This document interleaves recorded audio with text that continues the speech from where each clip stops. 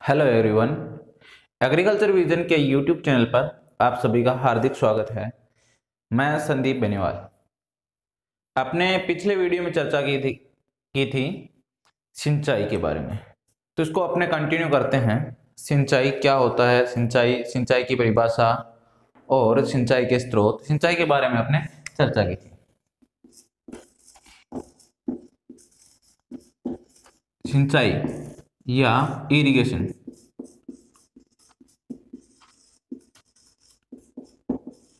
हाँ जी, चर्चा करते हैं अपने सिंचाई या इरिगेशन के बारे में। तो अपने पिछले वीडियो में अपने देख लिया था, थोड़ा रिवाइज कर लेते हैं। क्या क्या देखा था? सिंचाई क्या होता है, सिंचाई की परिभाषा अपने देख ली थी, सिंचाई क्या होता है।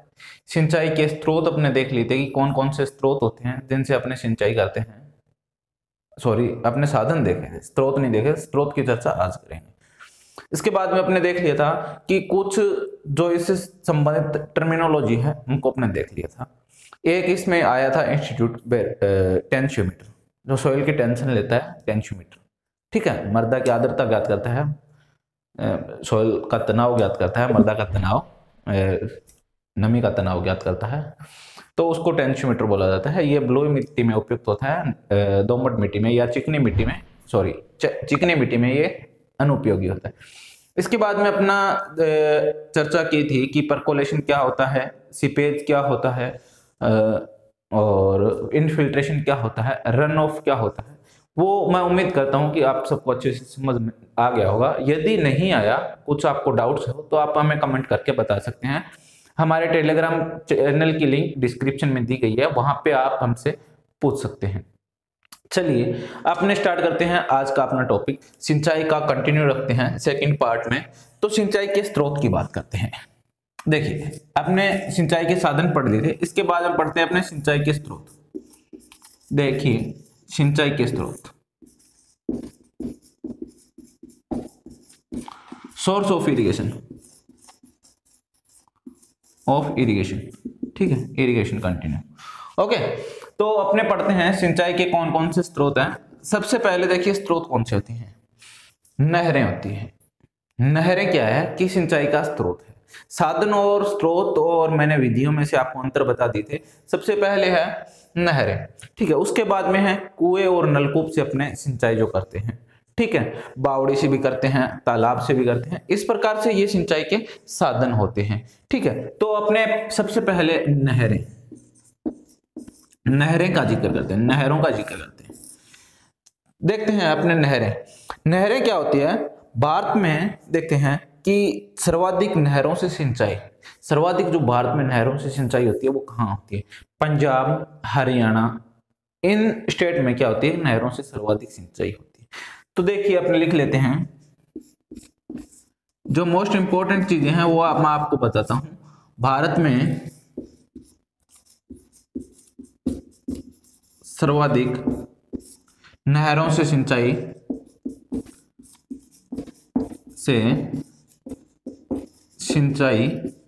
वाले राज्य कौन कौन से हैं?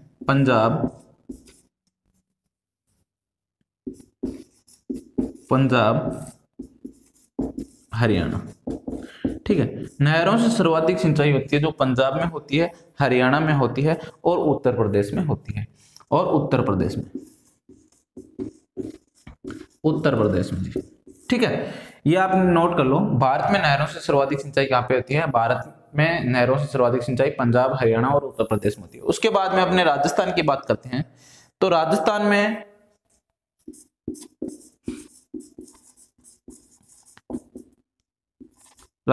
में सर्वाधिक नहरों से सिंचाई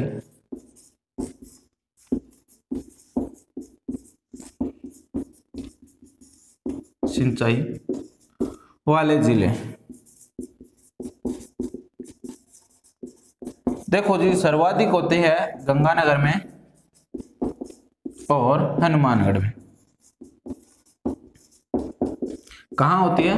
गंगानगर और हनुमानगढ़। कुछ भाग बीकानेर व जैसलमेर का भी होता है, बीकानेर, जैसलमेर। सर्वाधिक अपने यदि पूछा जाए तो गंगानगर और हनुमानगढ़ होगा। गंगानगर और हनुमानगढ़ में सर्वाधिक सिंचाई नहरों से की जाती है। फिर अपने नहरों के बारे में थोड़ा सा और जिक्र करते हैं कि कुल कृषि का जो क्षेत्रफल है, कुल कृषि के कृषिगत क्षेत्रफल का 40% जो होता है, 40% भाग जो सिंचित होता है वो नहरों से होता है। कितने प्रतिशत भाग है जो नहरों से सिंचित होता है? 40%। ये इंपॉर्टेंट लाइन है, इसको पूछा जाता है, ठीक है। यानी कि टोटल जो इरिगेशन होती है, कृषि की भूमि है जो इरिगेटेड कृषि की भूमि है, उसमें कुल कितने प्रतिशत नहरों से सिंचाई होती है? कितने प्रतिशत होती है? 40% नहरों से सिंचाई होती है, बाकी अन्य से होती है। और यदि राजस्थान में बात की जाए तो 32 ये होती है भारत में। ये किस में होती है? भारत में होती है, ठीक है, भारत में। और राजस्थान में बात की जाए, राजस्थान में कितनी होती है? राजस्थान में 32%, 32% होती है। और इंडिया में कितनी होती है? 40% नहरों से सिंचाई होती है कुल इरिगेटेड एरिया की, ठीक है। अब अपने चलते हैं कि राजस्थान की प्रमुख नहरें कौन कौन सी है।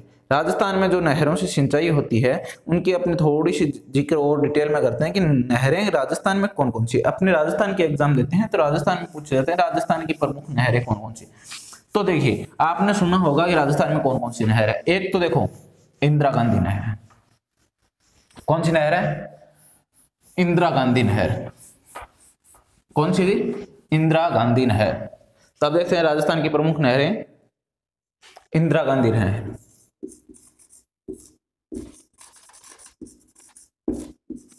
राजस्थान की प्रमुख नहरें। देखिए नोट कीजिए कौन कौन सी नहरें हैं राजस्थान की प्रमुख। एक तो है जी इंदिरा गांधी नहर, या इसको राजस्थान नहर भी बोला जाता है जी। कौन सी नहर बोला जाता है? इंदिरा गांधी नहर। इंदिरा गांधी नहर या राजस्थान नहर, ठीक है। इंदिरा गांधी नहर या राजस्थान नहर बोला जाता है। इसके बाद में अपने चर्चा करते हैं तालाब, ठीक है। सेकंड नंबर सोर्स अपना क्या होगा? तालाब। तालाब क्या होता है जी? एक जैसे लोकल लैंग्वेज में बोलते हैं ना, खड्डा खोद लिया, खड्डा खोद लेते हैं, उसमें क्या है कि वर्षा का पानी भर जाता है, उससे सिंचाई करते हैं। ये जी पुराने जमाने में सिंचाई की जाती थी, वर्तमान में ऐसे बहुत कम सिंचाई की जाती है। तो तालाब का जिक्र करते हैं। भारत में जो है, भारत में सर्वाधिक तालाब से सिंचाई करने वाले राज्य कौन कौन से हैं? भारत में सर्वाधिक तालाब से सिंचाई करने वाले राज्य कौन कौन से हैं? तो भारत में जो तालाब से सिंचाई होती है, तमिलनाडु, उत्तर प्रदेश, कर्नाटक, इन जिलों राज्य में सबसे ज्यादा तालाबों से सिंचाई होती है, ठीक है। उत्तर प्रदेश, आंध्र प्रदेश और उड़ीसा, ठीक है। तो सबसे मेन क्या है कि तमिलनाडु, उत्तर प्रदेश और आंध्र प्रदेश, ये तीन याद रख लेना। इनमें सर्वाधिक सिंचाई होती है जो नहरों से तालाबों से की जाती है। भारत में कुल सिंचाई का कितने प्रतिशत जो है तालाबों से किया जाता है? 10% है जो तालाबों से किया जाता है। नहरों से कितना था? भारत में 40% था, और तालाबों से कितना है? 10% तालाबों से किया जाता है। राजस्थान में यदि इसकी बात करें, राजस्थान में कुल सिंचाई का 3.75%, कितना? 3.75% है जो तालाबों से सिंचाई की जाती है, और नहरों से कितना था? 32% नहरों से था, ठीक है। इसके बाद में अपने बात करते हैं कि राजस्थान में कहां कहां होती है। राजस्थान में जब बात करते हैं, ये सब कर देता हूं मैं, यहां राजस्थान की लिख देते हैं। राजस्थान में भीलवाड़ा में होती है सबसे ज्यादा। कहां होती है? भीलवाड़ा में होती है सबसे ज्यादा तालाबों से सिंचाई करने वाला जिला कौन सा है? भीलवाड़ा। ठीक है, इसके बाद में अपने आगे चर्चा करते हैं तीसरे सोर्स के बारे में। तीसरा सोर्स है झीलें। झील, नाम सुना होगा आपने, झील। झील क्या होता है कि कृत्रिम रूप से वो पानी का साधन होता है, वो कृत्रिम रूप से उसमें पानी आता है और अपने क्या करते हैं, उससे पानी को उठाते हैं और सिंचाई कर लेते हैं। ठीक है, तो अपने इसकी डिटेल में थोड़ी सी चर्चा कर लेते हैं। झील, झील क्या होती है जी? दो प्रकार की होती है झील। एक होता है जी प्राकृतिक झील। प्राकृतिक झील कौन सी होती है? प्राकृतिक झील होती है। ठीक है, प्राकृतिक झील कौन सी होती है? जो अपने नेचुरल रूप से बनी होती है, अपने आप बनी होती है, वो झील होती है जी प्राकृतिक झील। या इनको बोलते हैं खारे पानी की झील।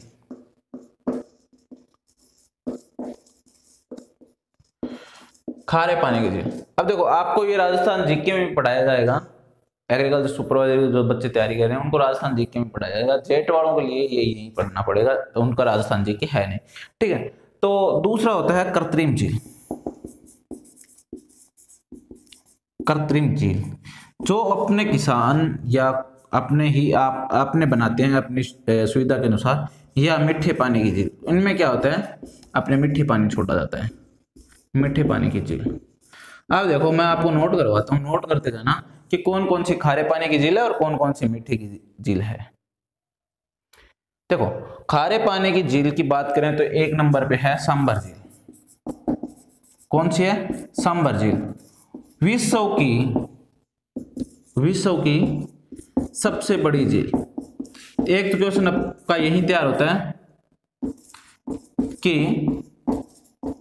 विश्व की सबसे बड़ी झील कौन सी है, तो सांबर झील है जो विश्व की सबसे बड़ी झील है। दूसरा क्वेश्चन है, सांबर झील है वो खारे पानी की झील है। अब अपने बात करेंगे दूसरी झील के बारे में। दूसरी झील है डीडवाना झील। डीडवाना झील, देखो डीडवाना झील कहां पे है? नागौर में है। कहां पे है? नागौर में है। ये कहां पे है? सांबर झील जयपुर में है। कहां पे है? जयपुर में। फिर आती है डीडवाना झील, और उसके बाद में आती है लूणकरसर झील। 3 नंबर लूणकरसर झील। लूणकरसर झील ये कहां पे है? बीकानेर में है। बीकानेर, लूणकरसर बीकानेर। ठीक है, इसके बाद में अपने चौथी झील है वो है फलोदी झील। 4 नंबर जो झील है फलोदी झील, कहां पे है? जोधपुर में। फलोदी कहां पे है? जोधपुर में। ठीक है, ये अपने झील की चर्चा कर ली। इसके बाद में अपने मीठे पानी की झील की बातें करते हैं। मीठे पानी की कौन कौन सी झील है? सबसे पहली है राजसमंद झील। राजसमंद झील ये कहां पे है? राजसमंद में ही है। फिर आ गया जयसंबंध। जयसंबंध झील कहां पे है? उदयपुर में। देखो, इस झील को देखने का मौका आपको मिल सकता है जी, यदि आप उदयपुर में सिलेक्शन करवाते हैं जेट के थ्रू, तो ये आपको झील देखने को मिल सकती है। उसके बाद में अपने बात करते हैं उदय सागर झील, फतेह सागर झील, पिछोला झील और स्वरूप सागर झील। देखो, उदय सागर, पिछोला, स्वरूप सागर, ये कहां पे है जी? उदयपुर में। ये भी कभी चले जाना घूमने उदयपुर में ये झील देखने के लिए। ठीक है, इसके बाद में अपने और बात करते हैं आना सागर और पुष्कर झील। इसमें फतेह सागर रह गया, फतेह सागर। ठीक है, फिर और बात करते हैं आना सागर और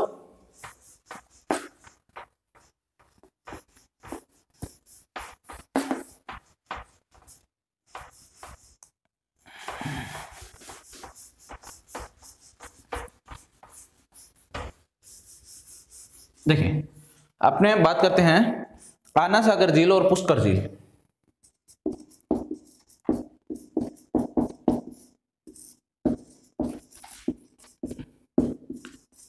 और पुष्कर झील कहाँ पे है? अजमेर में। कहाँ है? अजमेर में। ये है मीठे पानी की झील, ठीक है, मीठे पानी की झील या कृत्रिम झील जो है, ठीक है, आना सागर या पुष्कर झील, ठीक है, ये है पुष्कर अजमेर में। फिर है राणा प्रताप सागर या जवाहर सागर झील। राणा प्रताप सागर,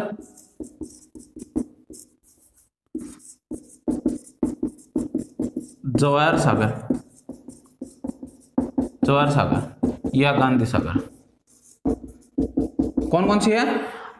राणा प्रताप सागर, जवाहर सागर और गांधी सागर झील कोटा में है। कहाँ है? कोटा में है, ठीक है। इसके बाद में देखते हैं अपने सिल्लीसेट झील।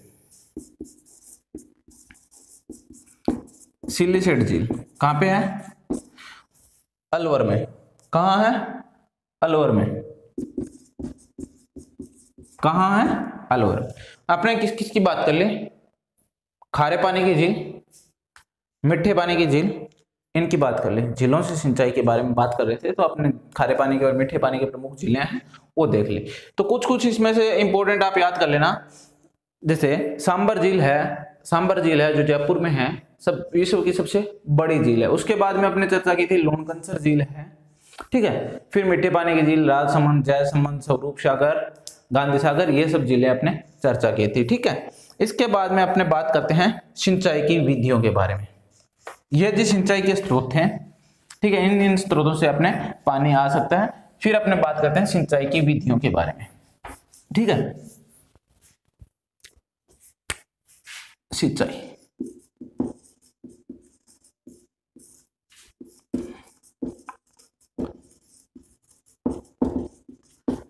सिंचाई की विधियां अब अपने देखते हैं।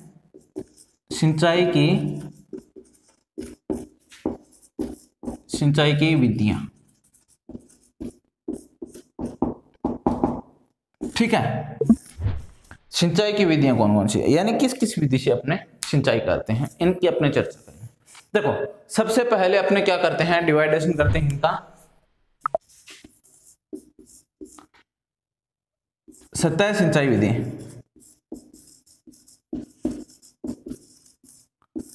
सतह सिंचाई विधि, ठीक है। सरफेस इरिगेशन,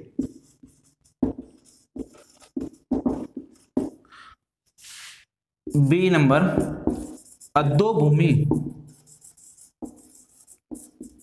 सिंचाई विधि, सब सरफेस इरिगेशन,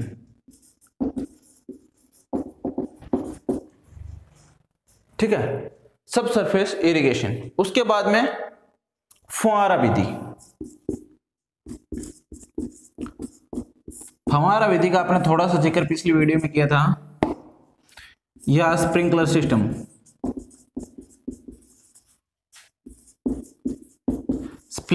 स्प्रिंकलर सिस्टम, ठीक है।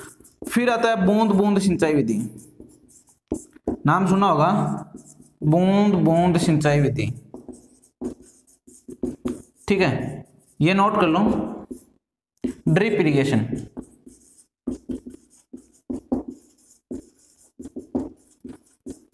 कौन सी? Drip irrigation. अब एक एक करके अपने इसको डिटेल से देखेंगे कौन कौन सी सिंचाई की विधि होती है, ठीक है। नोट कर लिया? ओके, मिटा देते हैं इसको। अब देखते हैं सतह सिंचाई विधि। सतह सिंचाई विधि देखते हैं। सतह सिंचाई विधि में एक लाइन लिखते हैं, मात्र एक लाइन लिखेंगे। भारत की सबसे, क्या लिखेंगे? प्रचलित विधि है। क्या है? भारत की सबसे प्रचलित विधि है। सिंचाई की सबसे प्रचलित विधि भारत की कौन सी है? सतह सिंचाई विधि। सतह सिंचाई विधि में क्या होता है कि भूमि के ऊपर, ये मान लो भूमि है, इसके ऊपर पानी देना, इसके ऊपर पानी देना क्या होती है? सतह सिंचाई विधि होती है। इसके बाद में आपने पढ़ा था अधोभूमि सिंचाई विधि। अधोभूमि में क्या होता है? भूमि है, उसके नीचे वाले भागों में अपने नालियां बनाकर, कच्ची नालियां बनाकर या पाइपों के द्वारा सिंचाई देते हैं, वो अधोभूमि सिंचाई विधि होती है। वो भारत में बहुत कम भागों पर की जाती है। ये जो अधोभूमि सतह सिंचाई विधि है या धरातलीय सिंचाई विधि बोलते हैं इसको, धरातलीय सिंचाई विधि, ठीक है, धरातलीय सिंचाई विधि भी बोला जाता है इसको, ठीक है। सरफेस इरिगेशन इंग्लिश में एक ही नाम है इसका, सरफेस इरिगेशन। इसका यूज है जो भारत में सर्वाधिक किया जाता है। इसके भी कुछ पार्टीशन है, इसको अपने डिटेल्स में देखेंगे कि इनके कौन कौन से पार्टीशन है। देखो, सबसे पहले अपने पार्ट पढ़ते हैं धरातलीय सिंचाई विधि का, प्रवाह विधि। एक नंबर पर अपने देखते हैं प्रवाह विधि, या इसको बोलते हैं बहाव विधि, बहाव विधि, फ्लड इरिगेशन।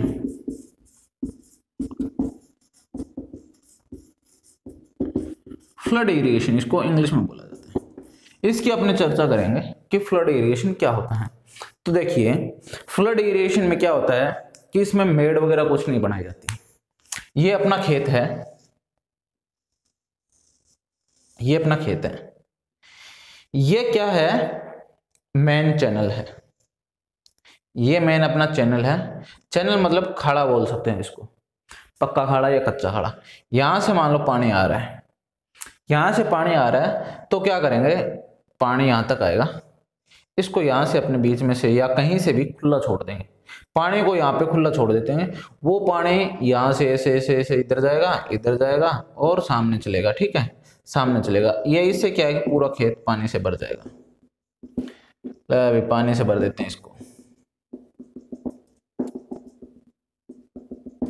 ये पूरा खेत है वो पानी से भर जाएगा। इस प्रकार से इसमें सिंचाई की जाती है, इसको फ्लड इरिगेशन बोला जाता है, ठीक है। इसमें ना तो कोई मेड़ बनाते हैं, ना कोई पानी को रोक टोक होती है किधर जा रहा है किधर नहीं जा रहा, ठीक है। इसमें पूरा पानी भर जाता है, ठीक है। ये इसके लिए कुछ शर्त होती है। क्या शर्त होती है? एक तो भूमि समतल होनी चाहिए, ये लिखाऊंगा मैं, अभी नोट मत करना, भूमि समतल होनी चाहिए, ठीक है। उबड़ खाबड़ नहीं होनी चाहिए, दोहरे नहीं होना चाहिए उसमें, ठीक है। उसके बाद में अपने दूसरी बात करते हैं, ढलान होना चाहिए, उचित ढलान होना चाहिए, ठीक है। उचित ढलान होना चाहिए कि पानी इधर को और ढलान होना चाहिए, नहीं उधर की नहीं होना चाहिए, इधर की ओर ढलान होना चाहिए, वहां से पानी आए लास्ट तक आ सके आराम से, ठीक है। पानी को कोई प्रॉब्लम नहीं होनी चाहिए। इसके बाद में अपने इसमें डिटेल्स में देखते हैं कि क्या क्या इसमें होता है, कि इस विधि से सिंचाई है जो कौन सी फसलों में की जाती है। इस विधि से लिखिए, देखो साथ साथ लिखते रहा करो, एक कान से सुनो और हाथ से लिखो। इस विधि से अधिक पानी चाहने वाले, अधिक पानी चाहने वाले फसलों में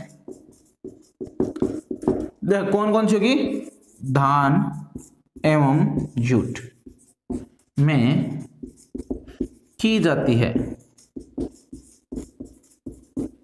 इस विधि से अधिक पानी चाहने वाली फसलों धान एवं जूट में क्या की जाती है, सिंचाई की जाती है, सिंचाई की जाती है, ठीक है। अब अपने और लिखते हैं इसके बारे में, ये लाइन लिख ली। इसके बारे में और लिखते हैं, सर्वाधिक इसमें पानी का जो नुकसान होता है, पानी का सर्वाधिक नुकसान, सर्वाधिक जो नुकसान होता है इस विधि से होता है जी। क्यों होता है सर्वाधिक नुकसान? ये अपने बात लिख दी कि सर्वाधिक नुकसान होता है जी। क्यों होता है? इसके लिए मैं आपको बताता हूं कि जो आपने पानी खेत में छोड़ा था, ठीक है, तो वो क्या होगा कि इनफिल्ट्रेशन मैंने आपको बताया था, परकोलेशन मैंने आपको बताया था, एक तो बहुत ज्यादा हो जाएगा, ठीक है। इनफिल्ट्रेशन चलो ठीक है, पानी की जितनी पर्याप्त उसको मात्रा जरूरत थी उतना पानी भर गया। उसके बाद में क्या होता है, परकोलेशन हो जाता है, परकोलेशन बहुत ज्यादा होता है, ठीक है। धीरे धीरे पानी बहेगा, धीरे धीरे बहेगा तो परकोलेशन ज्यादा होगा। उसके बाद में क्या है कि पानी खुला खेत में पड़ा रहेगा तो वाष्पीकरण भी ज्यादा होगा। तो वाष्पीकरण और परकोलेशन से सबसे ज्यादा इस विधि से नुकसान होता है। उसके बाद में पानी है जो कितना नुकसान होता है, 50 से 75% पानी व्यर्थ जाता है, व्यर्थ जाता है, वेस्ट हो जाता है पानी। कितना? 50 से 75% जो पानी है वो वेस्ट हो जाता है। अब जी दूसरा विधि देखते हैं अपने, ठीक है, दूसरी विधि देखते हैं। दूसरी विधि कौन सी है? क्यारी विधि। क्यारी विधि देखते हैं, ठीक है। Check basin method.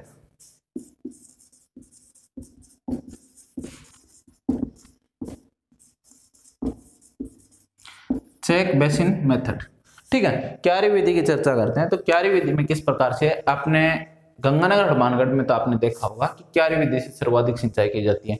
तो एक लाइन तो इसमें अपने लिखेंगे, भारत में सर्वाधिक, आपको पता है कि नहरों से सिंचाई होती है, तो नहरों से जब सिंचाई करते हैं तो अपने क्यारी विधि की सबसे ज्यादा जरूरत होती है। भारत में सबसे ज्यादा उपयोग की जाने वाली विधि है, जाने वाली सतही सिंचाई विधि की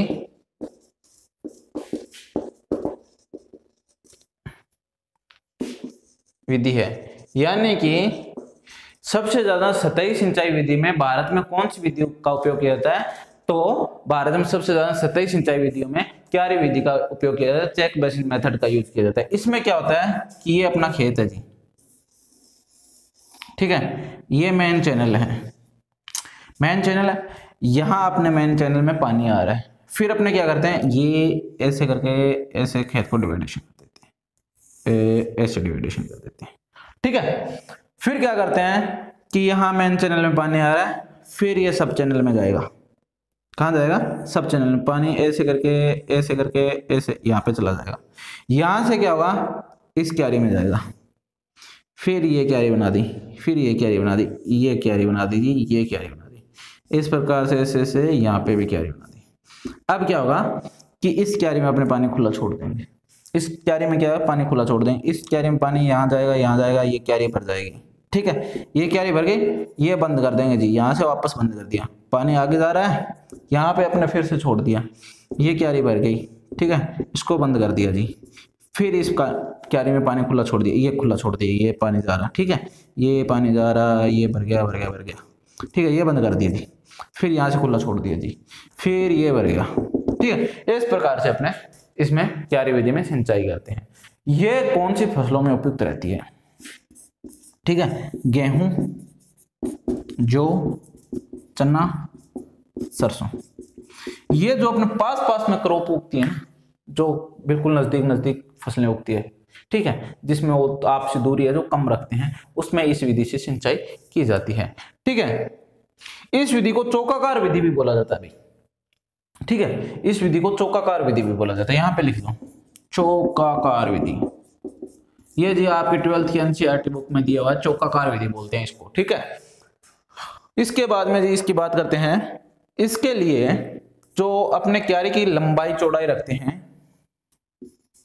3 से 4 मीटर, 3 से 4 मीटर इंटू 5 से 6 मीटर, यानी कि 3 से 4 मीटर चौड़ी और 5 से 6 मीटर लंबी क्यारी रखते हैं। लिख लीजिए, इस विधि में क्यारी की चौड़ाई 3 से 4 मीटर वह लंबाई 5 से 6 मीटर तक रखी जाती है। और देखो भाई, इसमें भी तो ढलान होना चाहिए ना, तभी पानी आगे जाएगा।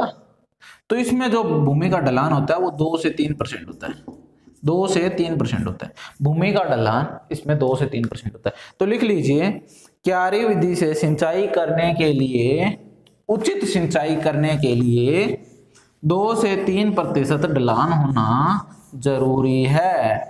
कितना ढलान होना जरूरी है? 2 से 3% ढलान होना जरूरी है। फिर अपने बात करते हैं जी नाली विधि, 3 नंबर आता है नाली विधि। ये ला जी नाली विधि, ठीक है। अब इसको ट्रेंच मेथड बोलते हैं। क्या बोलते हैं? Trench method. अंग्रेज होते हैं वो इसको ट्रेंच मेथड बोलते हैं, ठीक है।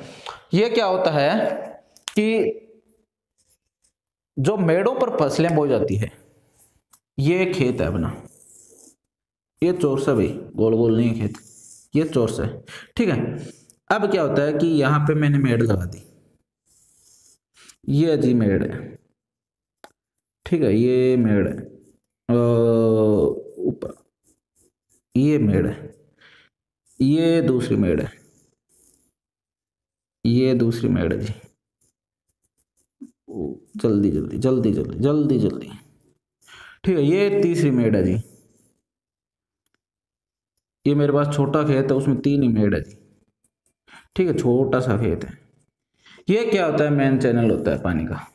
यहाँ से पानी आ रहा है, फिर क्या है कि यहाँ पे अपने छोड़ देंगे पानी, फिर इसको भर के बंद कर देंगे।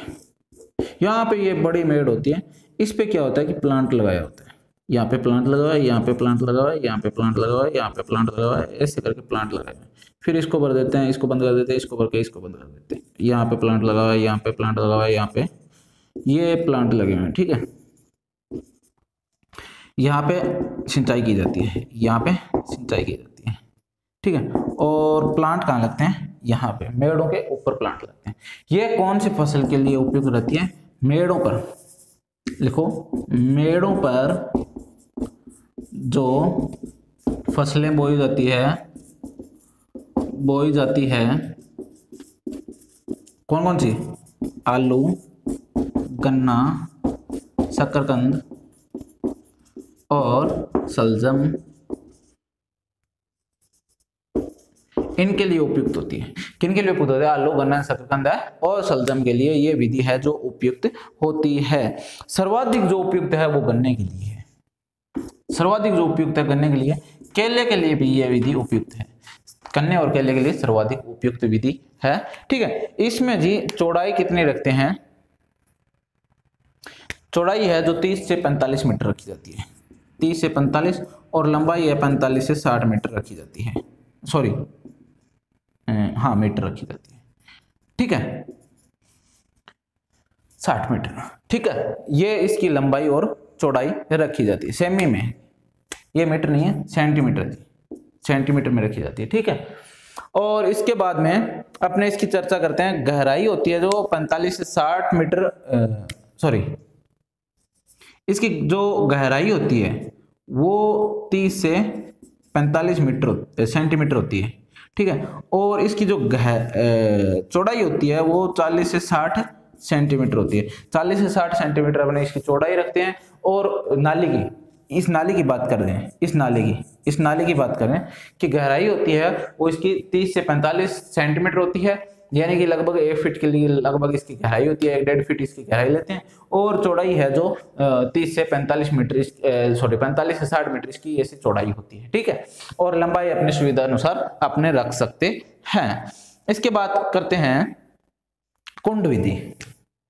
ये देखो, आपने लिखते हैं कुंड विधि, लिखिए आप कुंड विधि। 3 पढ़ ली थी, चौथी लिखिए कुंड विधि।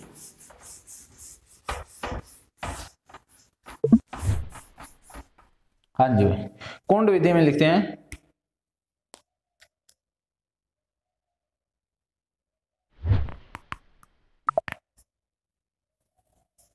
देखो 4 नंबर कुंड विधि। कुंड विधि में क्या करते हैं, सेम वैसे, ठीक है, सेम वैसे ही अपने क्या बनाते हैं, मेड़ बनाते हैं, और मेड़ों के ऊपर कुंड बना दिए जाते हैं। कुंड बना के उनमें सिंचाई की जाती है। कुंड बना के उनमें सिंचाई की जाती है। ठीक है, इसमें क्या होता है कि कुंड कुंड में सिंचाई की जाती है। ठीक है, यहाँ कुंड बना दिए, कुंड में सिंचाई की जाती है। इससे क्या होता है कि पानी की बचत होती है। सतही सिंचाई विधि में एक इंपॉर्टेंट लाइन है, सतही सिंचाई विधि में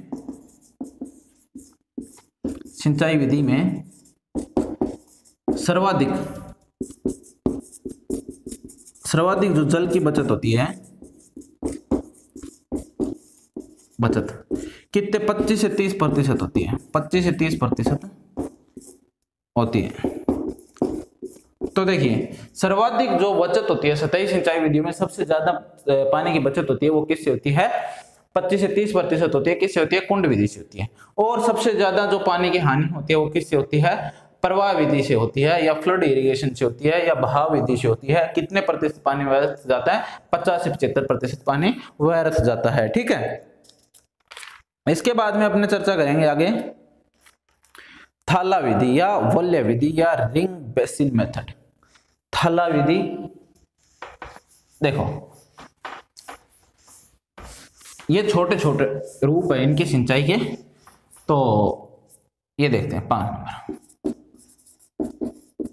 थाला विधि, वलय विधि या रिंग बेसिन मेथड।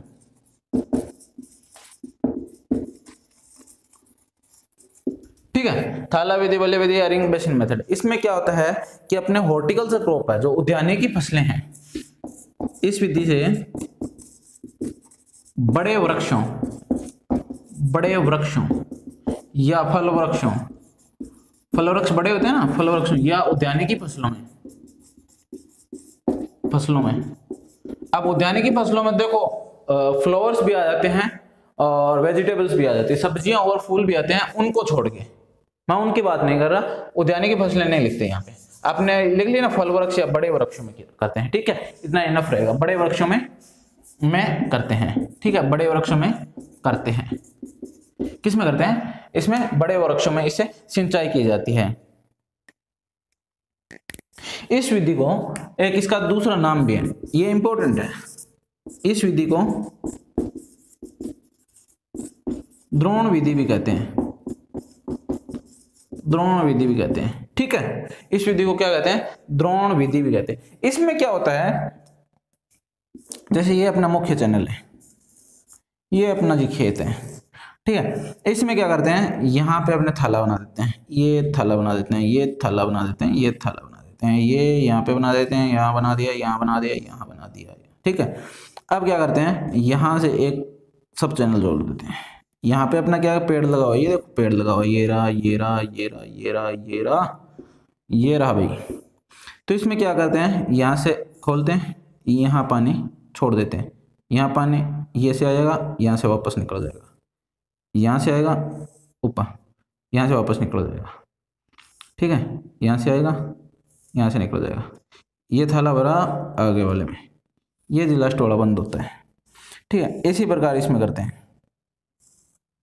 ठीक है, इसी प्रकार से इसमें करते हैं, ये लो भाई, ठीक है। इस प्रकार से इसमें क्या की सिंचाई की जाती है, थाला विधि। एक तो ये रूप है थाला विधि का, ठीक है। इसमें क्या होता है, इसमें क्या होता है कि जो इस पौधे को रोग लगा हुआ है, वो ट्रांसमिट होगा इसमें, वो इसमें ट्रांसमिट होगा, वो इसमें ट्रांसमिट होगा, सबको संक्रमित कर देगा। इसलिए वैज्ञानिकों ने क्या किया, इसको हटा दिया। इस विधि को क्या कि वो मॉडिफाई कर दिया, मॉडिफाई करते हैं ना थोड़ा, उस प्रकार से इसको मॉडिफाई कर दिया। ये लो जी, क्या किया वैज्ञानिकों ने, इस विधि को ऐसे बना दिया। यहां से अपने एक सब लाइन जाएगी जी, यहां से एक सब लाइन जाएगी, यहां से फिर एक उसमें फिर सब लाइन जाएगी, यहां थाला बना दिया, फिर यहां सब लाइन जाएगी, यहां थाला बना दिया, ठीक है। देखो इस विधि को कहते हैं थाला विधि। क्या कहते हैं, इस विधि को थाला विधि कहते हैं। कुछ किताबों में ऐसा मिलेगा आपको, इस विधि को थाला विधि कहते हैं, और जो पहले बताई थी उसको रिंग मेथड कहते हैं, ठीक है। इस विधि को थाला विधि कहते हैं। यहाँ पे पेड़ लगा हुआ जी, अब होगा क्या, यदि इस पौधे में रोग होगा तो ये क्या होगा, पानी यहाँ से जाएगा, यहाँ जाएगा, भर जाएगा, बंद हो जाएगा अपने आप, इधर जाएगा, फिर पानी आगे जाएगा, तो वो पानी क्या है कि इसको मिलता नहीं, किसी दूसरे पौधे में नहीं जाता, तो रोग जो ट्रांसमिट होने की संभावना होती है वो थोड़ी सी कम हो जाती है। ये है जी तो वलय विधि या रिंग मेथड, और वो वाली है जो थाला विधि है, ठीक है। इतना ही फर्क है, बाकी दोनों एक साथ ही पढ़ी जाती है, ठीक है। अब अपने बात करते हैं आगे, अब अपने आगे बात करते हैं, आगे क्या देखते हैं, सीमांत पट्टी विधि या सारा विधि या बॉर्डर स्ट्रिप मेथड। सीमांत पट्टी विधि या सारा विधि या बॉर्डर स्ट्रिप मेथड।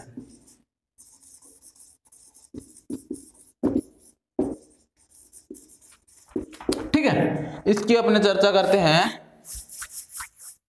देखो ये सेम उसी की तरह होती है जो क्यारी विधि होती है, उसकी तरह सेम होती है, ठीक है। तो इसमें क्या होता है, ये अपने खेत हैं, उसको छोटी छोटी पार्टीशन में डिवाइड कर देते हैं, ऐसे पार्टीशन बना देते हैं, छोटे छोटे पार्टीशन बना देते हैं। फिर क्या है कि इनमें सिंचाई की जाती है, ठीक है, यहाँ से इसमें सिंचाई की जाती है। बॉर्डर स्ट्रिप मेथड में छोटे छोटे पार्टीशन क्या है, छोटे छोटे हैं। क्यारी विधि में जो पार्टीशन बड़े बड़े होते हैं, इतना ही फर्क होता है। इसमें जी क्यारियों की जो लंबाई होती है 30 से 50 मीटर और चौड़ाई होती है 3 से 5 मीटर। 3 से 5 मीटर होती है चौड़ाई और लंबाई 30 से 50 मीटर तक अपनी सुविधा अनुसार रख सकते हैं लंबाई। ठीक है, इसमें भूमि का ढलान 0.1 से 0.2% इसमें भूमि का ढलान होना चाहिए। ठीक है, ये नोट कर लेना, भूमि का ढलान होना चाहिए वो इतना होना चाहिए 0.1 से 0.2%। ठीक है, ये जो विधि है वो बालू मृदा के लिए उपयुक्त नहीं है, बालू मृदा के लिए उपयुक्त नहीं है। ठीक है, क्यारी विधि है वो बालू मृदा के लिए उपयुक्त है, ये है जो बालू मृदा के लिए उपयुक्त नहीं है। ठीक है, ये हो गई सतही सिंचाई विधि की अपने सारी बातें। सतही सिंचाई विधि अपनी कंप्लीट होती है। अब देखते हैं अधोभूमि सिंचाई विधि। ठीक है, अधोभूमि सिंचाई विधि यानी कि भूमि के अपने क्या होता है कि अंदर भूमि की निचली सतह पर क्या करते हैं अपने अधोभूमि सिंचाई विधि या सब सरफेस इरिगेशन।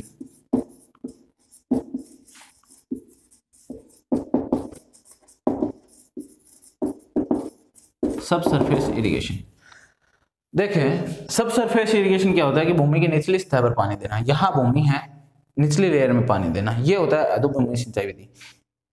इसमें क्या होता है कि इस विधि में देखिए, इस विधि में ये लिखने वाली बातें देखो, इसमें प्रश्न पूछा जाता नहीं। इस विधि में पानी भूमि की निचली सतह पर एक निश्चित गहराई पर दिया जाता है, निश्चित गहराई पर दिया जाता है। देखो भाई, किससे दिया जाता है? निश्चित गहराई पर अपने पानी ऐसे तो है नहीं भूमि को ऊपर उठा लेंगे नीचे पानी दे देंगे, ऐसे तो होगा नहीं। अपने को कोई इसके लिए मेथड तो यूज करना होगा। पानी को पाइपों या खुली नालियों के द्वारा भूमि में क्या है, नीचे नालियां बना दी जाती है, उनमें पानी छोड़ दिया जाता है बाहर से। तो ये क्या है कि ऊपर पानी पूरी सॉइल में हो जाता है। इस प्रकार से इनमें पानी पाइपों के द्वारा, बंद पाइपों द्वारा, छिद्र युक्त पाइपों, छिद्र कर देते हैं पाइपों में, क्या छिद्र कर देते हैं, छिद्र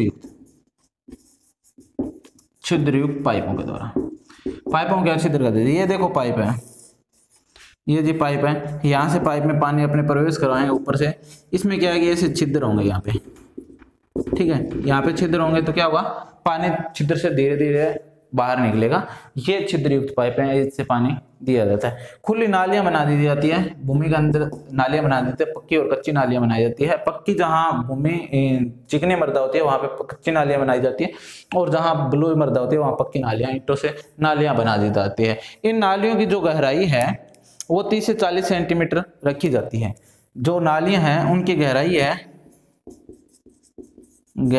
जो 30 से 40 सेंटीमीटर। वह इनके आपस के बीच की दूरी इनकी कितनी रखी जाती है, 15 से 30 सेंटीमीटर।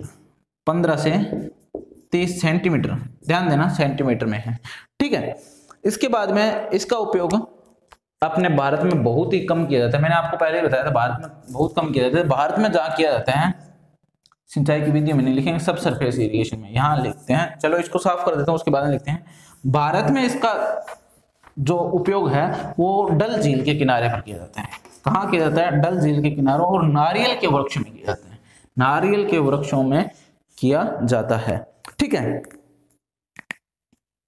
डल झील के किनारे भारत में, ये लिख लेते हैं लाइन, भारत में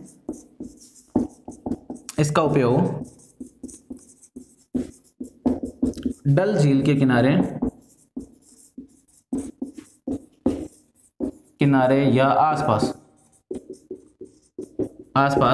करते हैं, ठीक है।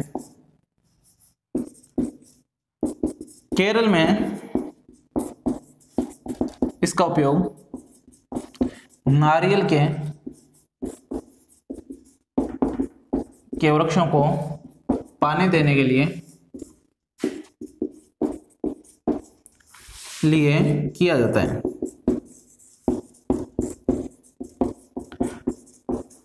जल्दी जल्दी टीप लो, उसके बाद में अपने आगे बात करेंगे, ठीक है।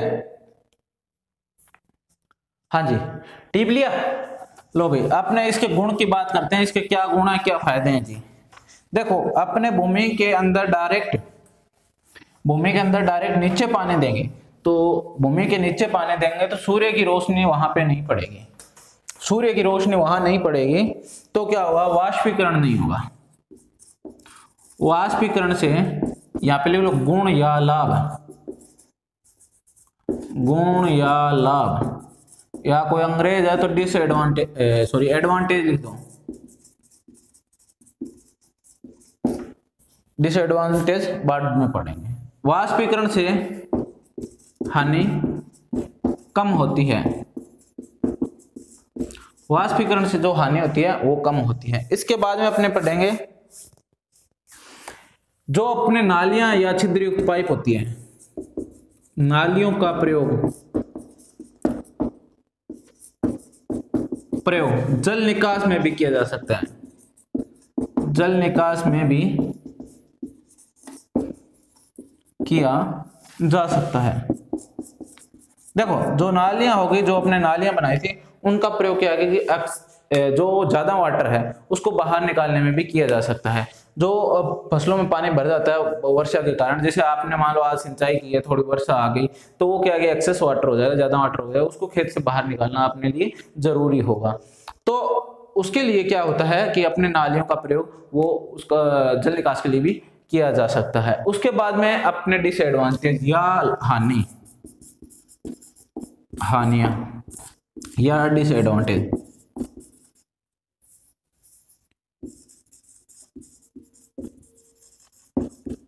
हानियां की बात करते हैं तो सबसे बड़ी हानियां है प्रारंभिक कॉस्ट अधिक होती है, यानी प्रारंभिक लागत अधिक होती है, ठीक है। प्रारंभिक लागत अधिक होगी। दूसरा क्या होता है कि इसमें शुरू में क्या कि मेहनत ज्यादा होती है, तो क्या होता है कि अपने को मेहनत ज्यादा करनी पड़ती है, मजदूरों की अधिक आवश्यकता होती है,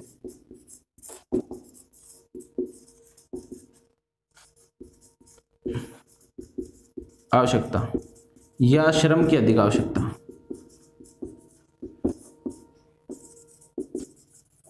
श्रम वो नहीं जो अपने को आती है, श्रम यानी काम करने की अधिक आवश्यकता होती है। उसके बाद में डिसएडवांटेज इसका क्या है कि इतनी तकनीकी ज्ञान नहीं होने की कमी, नहीं होने के कारण सफल नहीं होती। देखो, अपने को लगाने आती नहीं, इसलिए अपने क्या आते हैं उल्टी सीधी लगा लेते हैं, इसलिए वो सक्सेस नहीं हो पाती। ये इसका डिसएडवांटेज है।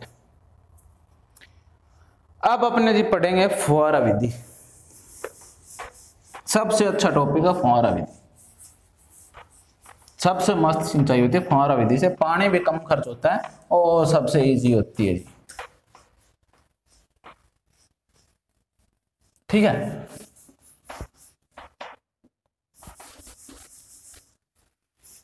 देखो, पढ़ते हैं अपने फुहारा विधि।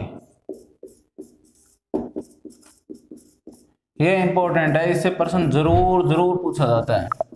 स्प्रिंकलर सिस्टम,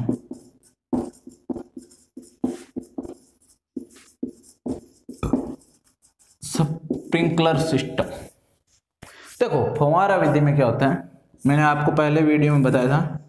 ये पाइप है, ये इसका जॉइंट लगा दिया, यहाँ पे जॉइंट में अपने फुहारा लगा दिया, ये सीधा फुहारा लगा दिया, ठीक है। ये इसकी नोजल बना दी, ठीक है। इसके बाद में ये दूसरी पाइप लगा दी, ये जॉइंट लगा दिया, यहाँ पे फिर से फुहारा लगा दिया, ये इसकी नोजल बना दी, ठीक है। फिर तीसरी पाइप लगा दी, यहाँ पे अपने बंद कर दिया, ठीक है। यहां से अपने सोर्स से पानी आ रहा है, यहां से सोर्स है, स्रोत है, ठीक है, स्रोत से पानी आ रहा है, ठीक है। अब क्या करते हैं कि ये यहाँ पे पानी स्टार्ट हो रहा है, यहां से अपने क्या है कि पानी ऐसे इसके अंदर आएगा, यहां तक आएगा, ये होता है नोजल। नोजल फुहारा सिस्टम का, फुहारा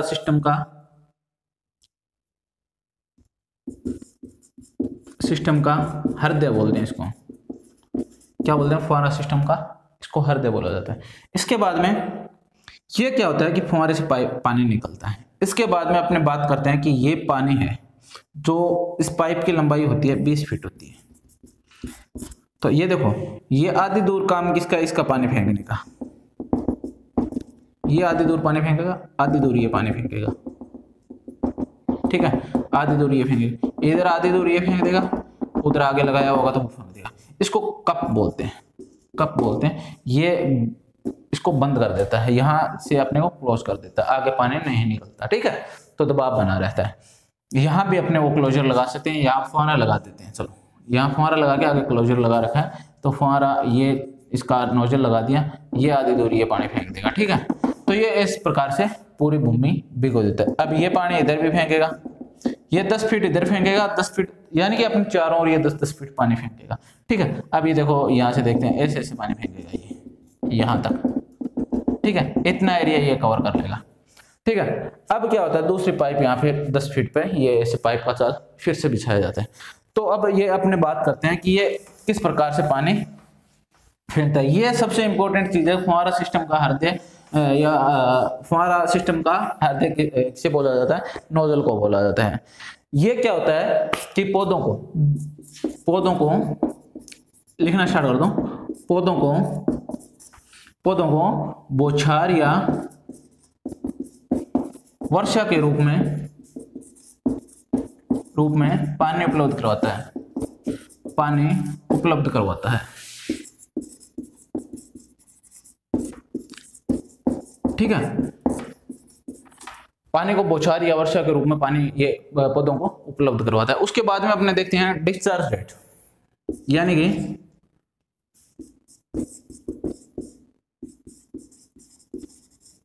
डिस्चार्ज रेट क्या होता है कि पानी कितना निकलता है। इससे पानी 1000 लीटर प्रति हावर्स निकल जाता है। एक जो फुहारा होता है, एक फुहारा यदि अपने चलाएं तो 1000 लीटर पानी निकल जाता है 1 घंटे में, ठीक है। इसका जो प्रेशर होता है, दबाव कितना रखा जाता है, काफी इंपॉर्टेंट प्रश्न है कि इसका दबाव कितना रखा जाता है। प्रेशर दबाव कितना? 2.5 बार। इसका दबाव कितना होता है? 2.5 बार। ये काफी दोनों इंपॉर्टेंट है, ये परीक्षा में पूछे जाते हैं, ठीक है, कि इसका दबाव कितना रखा जाता है। 2.5 बार रखा जाता है। और उसके ह्रास दर कितनी है या इसकी डिस्चार्ज रेट कितनी है? 1000 लीटर, ठीक है। और सिंचाई क्षमता, इसकी बात करें, ये भी इंपॉर्टेंट है। सिंचाई क्षमता कितनी है, यानी कि मान लो अपने 100 लीटर पानी छिड़क दिया, या 1 घंटे एक फुहारा चलाया तो 1000 लीटर अपने पानी छिड़क दिया, ठीक है। तो इससे पौधों को प्राप्त कितना होगा? बाकी तो लीचिंग या वाष्पीकरण या किसी से वेस्ट होता है, परकोलेशन से, इनफिल्ट्रेशन, परकोलेशन से, वाष्पीकरण से, इनसे क्या होता है कि वेस्ट होता है। तो सिंचाई क्षमता इसकी कितनी होती है, यानी कि 1000 लीटर में से पौधों को कितना पानी प्राप्त हुआ है। तो इसकी बात अपने यदि करें तो पौधों को 80 से 85% पानी उपलब्ध होता है। 80 से 85% पानी होता है जो उपलब्ध होता है। यानी कि यदि एक फुहारा आपने चलाएं 1 घंटे के लिए तो 1000 लीटर वो पानी निकाल देता है। तो उसको पौधों को कितना पानी प्राप्त होगा? तो 800 से 850 लीटर जो पानी होगा वो पौधों को प्राप्त हो जाएगा। बाकी पानी है जो 15 से 20% वो वेस्ट हो जाएगा, ठीक है। अब आपने एक बताया था आपको सर्वाधिक स्प्रिंकलर वाला सिस्टम या सर्वाधिक जो पंप सेट वाला जिला है वो झुंझुनू है। झुंझुनू में है जो सर्वाधिक इससे सिंचाई की जाती है, ठीक है। इसके बाद में अपने बात करते हैं इसके लाभ और हानियों की। देखिए, अब इसके लाभ देखते हैं। लाभ क्या है जी? इसका लाभ ये है कि पानी की बचत होती है, लाभ या एडवांटेज, लाभ या एडवांटेज। एक नंबर यदि देखें तो पानी की बचत होती है, बचत होती है, ठीक है, पानी की क्या होगी, बचत होगी, ठीक है। इसके बाद में कितनी बचत होती है, 25 से, पानी की बचत के कोष्टक में लिख लेना आप, पानी की बचत कितनी होती है, 25 से 50% पानी की बचत होती है, 25 से 50% पानी की बचत होती है। दूसरा देखते हैं भूमि की बचत होती है। भूमि की बचत कैसे होगी, जैसे अपने को चैनल वगैरह या नाली वगैरह या मेड़ वगैरह कुछ भी नहीं बनानी होती, ये दूसरी इससे बचत होती है। 10 से 15% भूमि की बचत होती है, बचत होती है, ठीक है। पानी की बचत होती है 25 से 50% और 10 से 15% भूमि की बचत हो जाती है। तीसरा उबड़ खाबड़, यानी दोहरे वाली जमीन पे या ऊंची नीची जो भी जमीन है, ढालू जमीन है या कैसी भी जमीन है, इसमें क्या है, सिंचाई कर सकते हैं, यानी उपयुक्त विधि है। उबड़ खाबड़ भूमि के लिए ये उपयुक्त विधि है, वरदान है उबड़ खाबड़ भूमि के लिए। चौथा अपने क्या होता है कि जो बालू मृदा होती है, बलुई मृदा या बालू या बलुई मृदा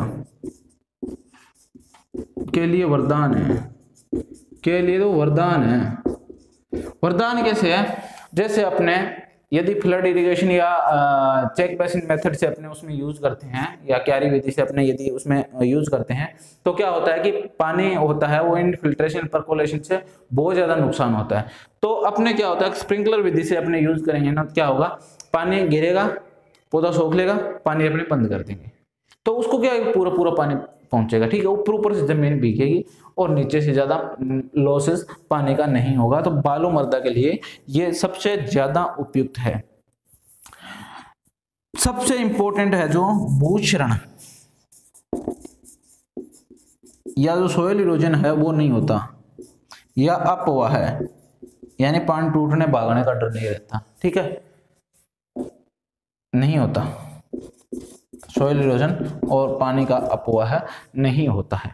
यह है जी इसके लाभ। अब अपने बात करते हैं इसके हानियों के बारे में। हानियों क्या होती है,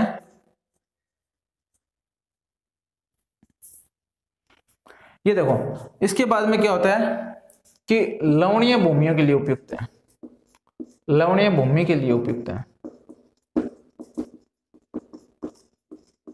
लवणीय भूमि के लिए भी उपयुक्त है, ये इसके लाभ है अभी तक, लवणीय भूमि के लिए उपयुक्त है। उसके बाद में क्या होता है,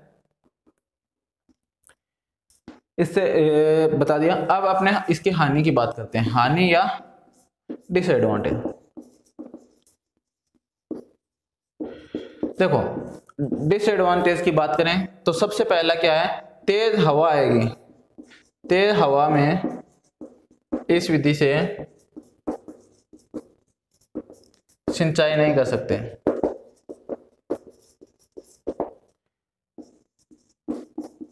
तेज हवा में इस विधि से सिंचाई नहीं कर सकते क्योंकि पानी का असमान वितरण होता है। हाँ, ये लाभ में एक और लिख दिए, पानी का एक समान वितरण होता है, ऐसे नहीं होगा कहां पे पानी कम होगा कहीं ज्यादा होगा, एक समान वितरण होगा पानी का, ठीक है। इसके बाद में यहाँ तेज हवा में अपने इससे सिंचाई नहीं कर सकते। दूसरा लवणीय पानी, लवणीय पानी से सिंचाई नहीं कर सकते, लवणीय पानी इसके लिए उपयुक्त नहीं है, ठीक है, लवणीय पानी इसके लिए उपयुक्त नहीं है, लवणीय पानी से इसके लिए सिंचाई नहीं कर सकते। क्यों नहीं कर सकते कि लवणीय पानी से क्या होगा कि पानी ऊपर ऊपर पड़ा रहेगा, पानी ऊपर ऊपर गिरेगा तो लवण ऊपर ही रहेंगे, ठीक है। यदि ज्यादा पानी होगा तो लवण क्या है कि नीचे चले जाते हैं, ठीक है, लवण नीचे नहीं जाते, वहीं पड़े रहते हैं, ठीक है, इसलिए ये ज्यादा लॉसेस होता है, ठीक है। इसके बाद में अपने बात करते हैं इसके और एडवांटेज के बारे में। शुरुआत में क्या होती है कि अधिक लागत हो जाती है, शुरुआत में क्या होती है, अपने पंप सेट वगैरह लाते हैं तो शुरुआती लागत अधिक होती है, शुरुआती लागत अधिक होती है, अधिक होती है।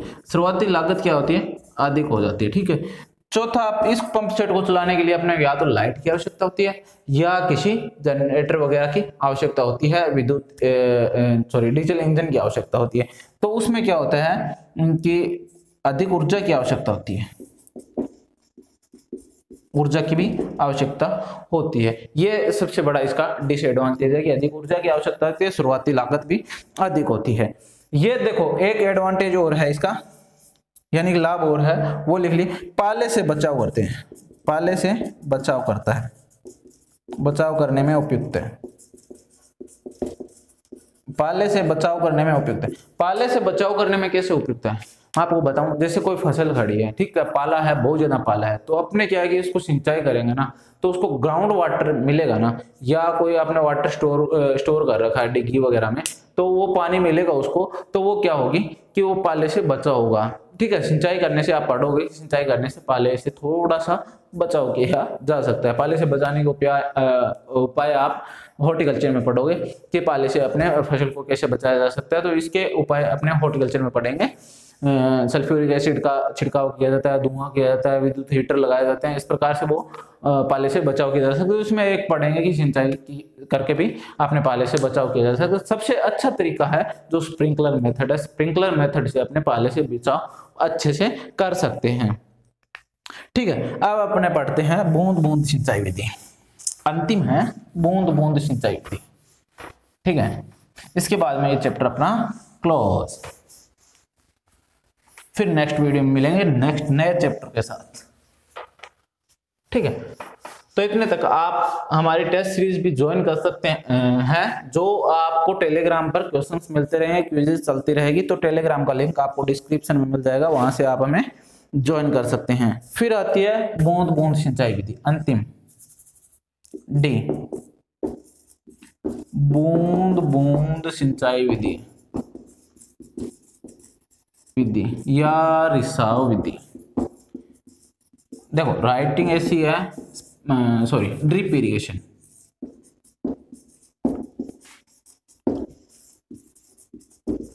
Drip irrigation. ड्रिप इरिगेशन क्या होता है कि एक छोटी छोटी पतली पतली पाइपें होती है। ठीक है, ये छोटी सी पतली सी पाइप है। ठीक है, इसमें क्या होता है कि अपने जहां पौधा लगा, यहाँ पे पौधा लगा, इसके पास क्या है, एक होल होता है। ठीक है, ड्रिपर लगा होता है इसमें, यहाँ से बूंद बूंद बूंद बूंद इस पौधे को पानी प्राप्त होता रहेगा। ठीक है, यहाँ फिर अपने पौधा लगा है। ठीक है, यहाँ पे ड्रिपर लगा है, यहाँ पौधा लगा है, धीरे धीरे बूंद बूंद इसको जड़ के पास में बिल्कुल पानी प्राप्त होता रहेगा। तो इस विधि से क्या है, सबसे बड़ा अपना एडवांटेज क्या होता है, लाभ क्या होता है कि पानी की खपत होती है वो नहीं होती है, और डायरेक्ट वो पानी है वो पौधे की जड़ों को मिल जाता है। इससे पानी की क्या है कि हानि नहीं होती है। तो देखो जहां पर वर्षा कम होती है या पानी की कमी वाले, देखते हैं, पानी की कमी वाले स्थानों के लिए वरदान है जी, ये बड़ा अच्छा नाम है, वरदान है, क्योंकि जहां पानी कम है इस विधि से सिंचाई करेंगे तो पानी की हानि कम होगी, लॉस कम होगा, कम पानी से अपने अच्छा उत्पादन ले सकते हैं, इसलिए पानी कम पानी वाले स्थानों के लिए उपयोगी होती है। इस विधि की जो खोज की गई थी वो इजराइल में की गई थी। कहाँ पे की गई इस विधि को, भारत में, ये सुपरवाइजर ने पूछा हुआ प्रश्न है भाई, जेड में भी पूछा हुआ प्रश्न है। इस विधि को भारत में इजराइल से लाया गया। कहां से लाया गया, इजराइल से लाया गया जी। खोज कहां पे हुई, इजराइल में हुई। ठीक है, उसके बाद में इसको भारत में लाया गया और भारत वाले लोग भी इसको अपनाने लगे, क्योंकि पानी की कमी होने के कारण। देखो प्रति जो ड्रिप है उससे पानी कितना निकलता है, इसकी डिस्चार्ज रेट कितनी है,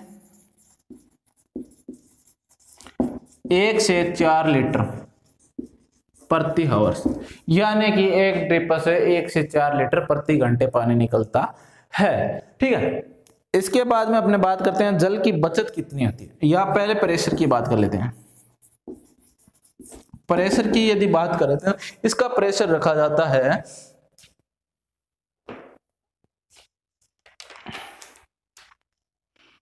1.5 से 2.5, 1.5 से 2.5 kg प्रति सेंटीमीटर स्क्वायर, वर्ग सेमी, kg प्रति वर्ग सेमी, ये सीएम, ये स्क्वायर, ठीक है, केजी प्रति सेंटीमीटर स्क्वायर रखा जाता है, ठीक है। इसके बाद में अपने बात करते हैं जल की बचत कितनी होती है। जल की बचत, जल की बचत, ये डायरेक्ट क्वेश्चन पूछा जाएगा, यहां से पक्का क्वेश्चन पूछा जाता है। जल की बचत कितनी होती है इसे। और दूसरा, सिंचाई क्षमता कितनी है, सिंचाई क्षमता कितनी। ये चार बहुत इंपॉर्टेंट पॉइंट है इसके। सिंचाई क्षमता है 90 से 95%, 90 से 95%, और ये है 50 से 70%। पानी की बचत होती है जो 50 से 70% है, सिंचाई क्षमता होती है वो 90 से 95% होती है। सिंचाई क्षमता क्या होती है कि जैसे मान लो एक ये जो है ड्रिप है वो 4 लीटर पानी 1 घंटे में निकलता है, तो 4 लीटर में से पौधों को पानी काम कितना आया, तो वो होता है कि मान लो 100 लीटर यदि पानी निकलता है तो 100 लीटर में से 90 या 95 लीटर पानी काम आ जाता है। तो सर्वाधिक सिंचाई क्षमता वाली विधि कौन सी है। यदि सर्वाधिक सिंचाई क्षमता वाली विधि की बात करें तो बूंद बूंद सिंचाई विधि में सर्वाधिक सिंचाई क्षमता होती है। जल की बचत भी 50 से 70% सर्वाधिक होती है। इसके बाद में बात करते हैं उबड़ खाबड़ भूमियों के लिए भी उपयुक्त है। यदि एडवांटेज की बात करें तो एडवांटेज तो थोड़े से इसमें, ठीक है, उबड़ खाबड़ भूमियों के लिए उपयुक्त है। क्या है जी, उबड़ खाबड़ भूमि के लिए उपयुक्त है। देखो अब एक इंपॉर्टेंट बात बताता हूं, इससे क्या किया जा सकता है अपने, इससे एक बहुत ही अच्छा काम किया जा सकता है कि अपने जब सिंचाई कर रहे होते हैं उस टाइम पौधे को क्या है कि पोषक तत्व और शाकनाशी रसायन जो खरपतवार को मारने के लिए या अन्य पौधे उगे हुए हैं उनको मारने के लिए शाकनाशी जो रसायन दिया जाता है वो इससे दिया जा सकता है। यदि पौधे की जड़ के पास कोई भी शाकनाशी है वो क्या होता है कि मर जाता है या खत्म हो जाता है। तो सिंचाई के साथ इस विधि से सिंचाई के साथ उर्वरक व पोषक तत्व व उर्वरक लिख लो,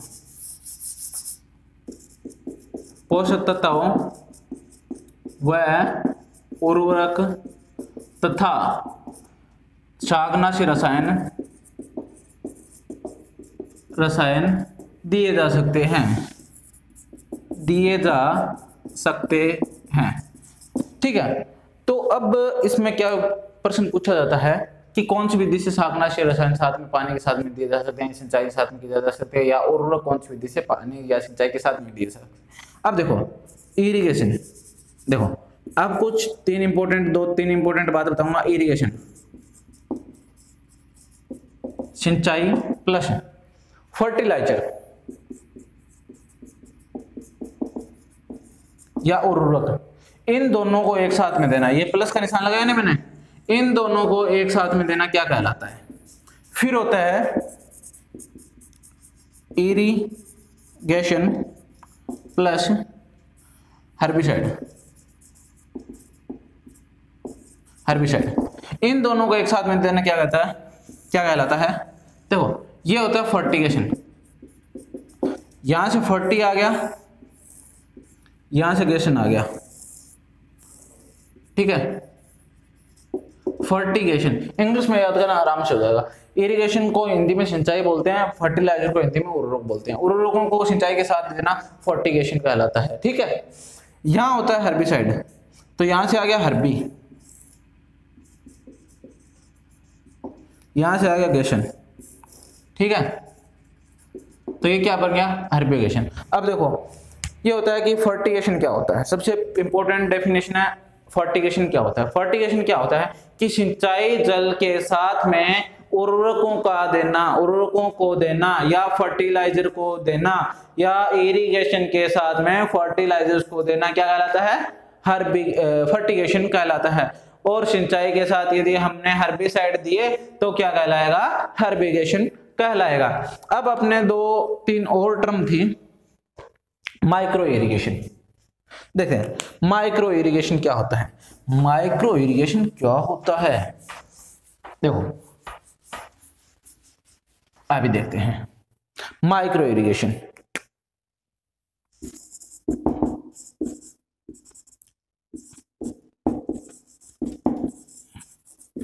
माइक्रो इरिगेशन, ये इंग्लिश में थोड़े से परेशान हो जाना, या सूक्ष्म सिंचाई। देखो हिंदी में अजीब सा नाम है सूक्ष्म सिंचाई। सूक्ष्म सिंचाई क्या होता है? माइक्रो इरिगेशन याद रखना आराम से। माइक्रो क्या मतलब है? छोटा होता है, ठीक है। तो माइक्रो इरिगेशन क्या बोलते हैं? स्प्रिंकलर या फव्वारा, फव्वारा विधि प्लस ड्रिप, यानी प्लस में यानी कि बूंद बूंद सिंचाई विधि, बूंद बूंद, इन दोनों को यानी स्प्रिंकलर विधि को और ड्रिप विधि को, दोनों को संयुक्त रूप से क्या कहते हैं? माइक्रो इरिगेशन कहते हैं। ये अंतिम 4 जो लाइनें लिखाई हैं मैंने, फर्टिगेशन, हर्बिगेशन, माइक्रो इरिगेशन और लास्ट में आता है मैक्रो इरिगेशन।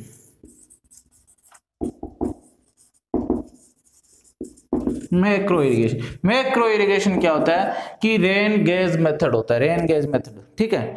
इसको रेन गेज मेथड भी बोलते हैं। क्या बोलते हैं? रेन गेज मेथड, ठीक है, रेन गेज मेथड बोलते हैं। इसमें क्या होता है? एक बड़ा फव्वारा होता है, बड़ा फव्वारा होता है जो बहुत दूर तक पानी फेंकता है, जोर से दूर दूर तक पानी फेंकता है, ये होता है रेन गेज मेथड। इतनी सी कहानी है, ये फव्वारा विधि का ही अपग्रेड रूप है, ठीक है। तो इसमें पानी का प्रेशर होता है वो 3.5 से 5 kg प्रति सेंटीमीटर स्क्वायर होता है। क्या होता है? 3.5 से 5 सेंटीमीटर स्क्वायर होता है। और स्प्रिंकलर सिस्टम में जो होता है वो 2.5 बार होता है। कितना होता है? 2.5 बार प्रेशर, ठीक है। इतना सा इन दोनों में फर्क है, ठीक है। तो आज अपने इस वीडियो में क्या पढ़ा था कि सिंचाई के स्रोत कौन कौन से हैं? नहरें हैं, तालाब है, कुएं है और झील है। तो खारे पानी की झील पड़ी थी, मीठे पानी की झील पड़ी थी। विश्व की सबसे बड़ी झील है जो सांबर झील है, जयपुर में है। लुणकंसर झील है जो लुणकंसर बीकानेर में है। तो खारे पानी की झीलों से क्या है? नमक निकाला जाता है। उसके बाद में मीठे पानी की झील राजसमंद, जयसमंद, गांधी सागर, ये सब झीलें, पिछोला झील, पुष्कर झील, ये अपने पड़ी थी मीठे पानी की झीलों में। उसके बाद में आपने पढ़ा था सिंचाई के विधियां कौन कौन सी। विधियां में पढ़ा था धरातलीय विधि। धरातलीय विधि में क्या है? पानी की सरफेस में, भूमि के सरफेस में दिया जाता है, ऊपरी भाग में दिया जाता है, उसको अधोभूमि सिंचाई विधि कहते हैं। भारत में सबसे ज्यादा यूज की जाने वाली विधि है। उसके बाद में क्या होता है? इसमें आपने पढ़ा था 3-4 इसके प्रकार थे। सबसे पहला था बहाव विधि। बहाव विधि में क्या? पानी का लॉसेस बहुत ज्यादा होता है, पानी को खुले खेत में छोड़ दिया जाता है। इस विधि का उपयोग है, जो आपने लाइन नहीं लिखी थी, इस विधि का उपयोग कहाँ किया जाता है? जहां पानी की मात्रा अधिक होती है, इसका उपयोग वहां किया जाता है, ठीक है। फिर उसके बाद में आपने पढ़े थे क्यारी विधि। क्यारी विधि भारत में सर्वाधिक प्रचलित विधि है। यदि सतही सिंचाई की विधि की बात करें तो सर्वाधिक प्रचलित विधि कौन सी है? क्यारी विधि है। फिर अपने इससे बात की थी कि क्यारी विधि के बाद में आपने बात की थी कुंड विधि और थाला विधि, रिंग बेसिन मेथड, इनकी बात की थी। उसके बाद में आपने बात की थी अधोभूमि सिंचाई विधि के बारे में। अधोभूमि सिंचाई विधि में क्या किया था आपने?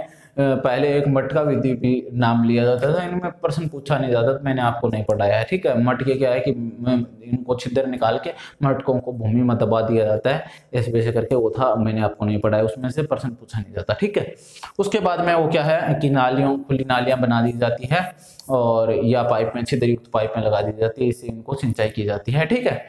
और ये इन नालियों का उपयोग और छिद्रयुक्त पाइपों का उपयोग जल निकास में भी किया जाता है। जल निकास अपने अगली वीडियो में पढ़ेंगे, ठीक है। जल निकास से अपने अलग से पढ़ेंगे, अलग से उसका वीडियो आपको मिल जाएगा, 30 मिनट का वीडियो होगा, ठीक है। उसके बाद में आपने पढ़ा था कि फव्वारा विधि। फव्वारा विधि क्या होती है कि फव्वारा बौछार के रूप में, वर्षा के रूप में, कृत्रिम वर्षा जिसको बोला जाता है, उसके रूप में फसलों को पानी दिया जाता है, ठीक है। उसके बाद में इसके एडवांटेज और डिसएडवांटेज पढ़े थे कि डिसएडवांटेज में अपने हवा ज़्यादा होगी तो अपनी सिंचाई नहीं कर सकते। एडवांटेज में क्या था? लवणीय भूमि के लिए, रुबड़ खपड़ भूमि के लिए उपयुक्त है। और डिसएडवांटेज में लवणीय पानी से सिंचाई नहीं कर सकते हैं अपने, और प्रारंभिक कॉस्ट इसकी अधिक हो जाती है, और ये सब अपने इसमें पढ़ा था। फिर आ गया ड्रिप इरिगेशन। ड्रिप इरिगेशन में क्या पढ़ा था? पौधे के बिल्कुल जड़ वाले भाग पे अपने पानी दिया जाता है। तो इसके साथ क्या है कि उर्वरक और शाकनाशी भी दिया जा सकता है। तो उर्वरक को सिंचाई के साथ देना फर्टिगेशन कहलाता है, और इसको शाकनाशी को इरिगेशन के साथ में देना हर्बिगेशन कहलाता है। उसके बाद में आपने पढ़ा था माइक्रो इरिगेशन। माइक्रो इरिगेशन क्या होता है? सूक्ष्म सिंचाई भी। सूक्ष्म सिंचाई क्या होती है? फव्वारा विधि और ड्रिप इरिगेशन यानी बूंद बूंद सिंचाई विधि का संयुक्त रूप होता है। दोनों को मिक्स रूप से माइक्रो इरिगेशन बोला जाता है। और मैक्रो इरिगेशन को क्या बोला, स्प्रिंकलर सिस्टम का जो बड़ा मॉडिफाइड रूप है रेन गेज मेथड, उसको रेन गन मेथड भी बोलते हैं, उसको क्या है कि मैक्रो इरिगेशन बोला जाता है। इसमें 3.5 से 5 बार किलोग्राम प्रति वर्ग सेंटीमीटर वो प्रेशर रखा जाता है। तो उम्मीद करता हूँ कि आपको वीडियो अच्छा लगा होगा, और यदि वीडियो अच्छा लगा तो लाइक कीजिए, और जो भी आपके कोई डाउट्स है वो आप हमें कमेंट बॉक्स में कमेंट करके बता सकते हैं। और आप साथ ही हमारा टेलीग्राम चैनल ज्वाइन कर सकते हैं, जिसमें आप अपने क्वेरीज डाल सकते हैं और उसमें अपने इंपॉर्टेंट क्वेश्चंस का कलेक्शन देख सकते हैं जो इस टॉपिक से संबंधित है, ऑल ओवर एग्रीकल्चर से संबंधित है। और कृषि परिवेश जेट के लिए जो क्विज़ेस शाम को 9 बजे करवाई जाती है उसको आप ज्वाइन कर सकते हैं। Thank you.